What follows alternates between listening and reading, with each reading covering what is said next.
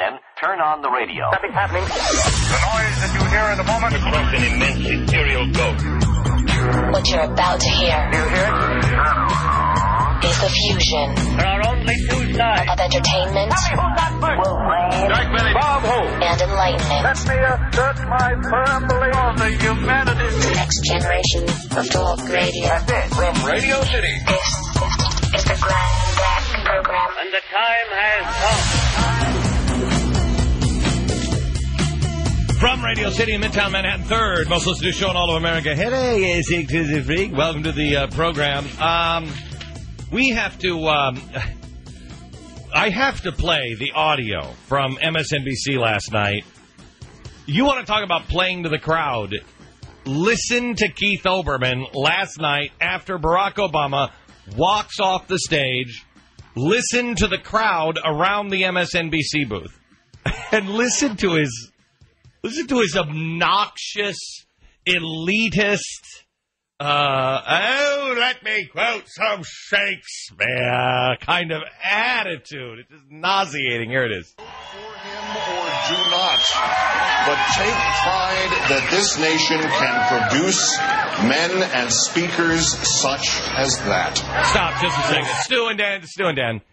You guys used to watch him on sports, right? Oh, yeah. Did you like him? Was he good at sports? He was okay. I mean, he wasn't one of my favorite Sports Center anchor, but he was still good. We were very sarcastic. When did he become this, if you support him or you do not, you must recognize that someone like this can be produced from this great nation of ours. This has to be a gradual decline, because I remember him actually being sort of cool, because they were like him and Dan Patrick were like the first two like Sports Center guys that made it fun and did all the cool little witty commentaries in between. And I thought it was cool then, but I don't know what happened. I mean, all of a sudden he is, and is he becoming more and more pretentious? Oh God, it's an unending cycle. He is a perpetual motion machine as far as that goes. I mean, he is just becoming more and more. I expect him to be within a week wearing robes and always clutching books. You know what I mean? Well, he is like, covering. Let me look it up in this novel that I was reading last night. Well, he is covering speeches given at Greek temples. So, I mean, he's got his way. It's there. Okay, so go ahead. That this nation can produce men and speakers such as that. For 42 minutes, not a sour note and spellbinding throughout in a way usually reserved for the creations of fiction. Oh. An extraordinary political statement. Almost a fully realized, tough, crisp, insistent speech. Stop! I can't take it. Who speaks like this? First of all, who makes sure that every letter is enunciated correctly? Who speaks like this? I'm sorry, you know what? I want old tape on Kieth Olberman. Was he speaking like this when he was like, and a blue dress got stains all over it? Now, all of a sudden, he is exact in the English language. Ugh. Does it make your skin crawl? Does anybody else? It's just me. I'm sorry. Am I nitpicking? Go ahead, Dan.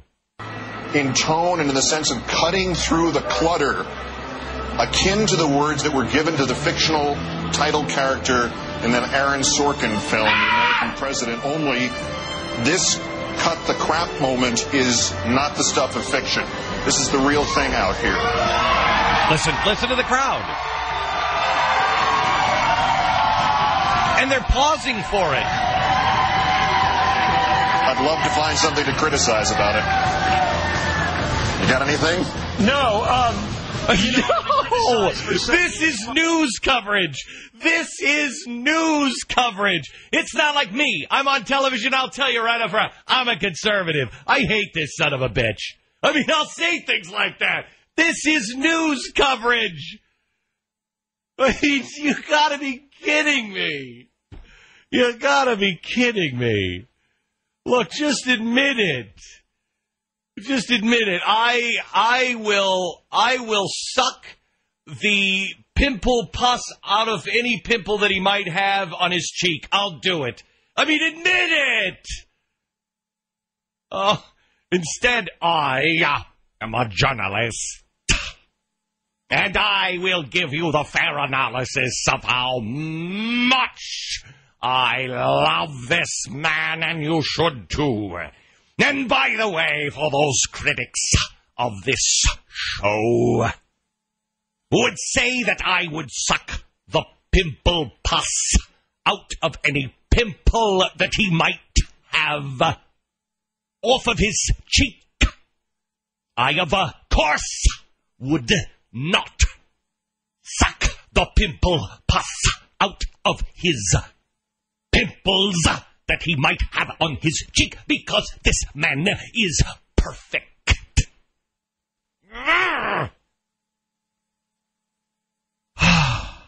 All right, what was Chris Matthews saying? Got anything?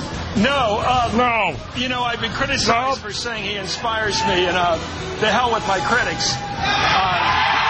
I'd like to suck the pimple pus off his cheek, too, Keith. Jeez. You know what? Can I just say, I think it's time for people to be honest. Look, I think Barack Obama is a dangerous, dangerous man. He is not qualified. He is a Marxist. That is my opinion. You don't agree with it? That's fine. But I'm going to tell you that right up front. I'm a conservative. I look at the Constitution differently than this man does. That's fine. Let's just be honest. I'll tell you when I'm on my TV show the same thing. And I'll tell you that I'm a conservative. These clowns on MSNBC, how are they getting away with it? How are they getting away with it? I have to tell you, I'm a pariah. I walk around news people. I'm a pariah. I don't do any of that. I don't do any of that. I would never do that. Never. I think we should just change the advertising for MSNBC. I think we should just change it. Let's. I bet Kieth Olberman would call him an advert. I think we should change the adverts for MSNBC. Maybe to something a little like this.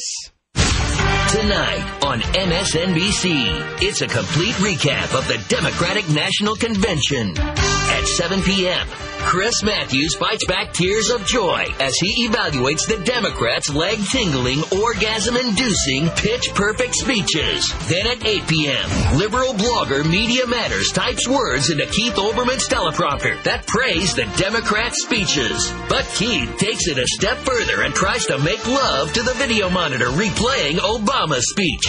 Then at 9 p.m., it's MSNBC's newest hire, a liberal radio talk host with a resume chock full of bankrupting radio networks.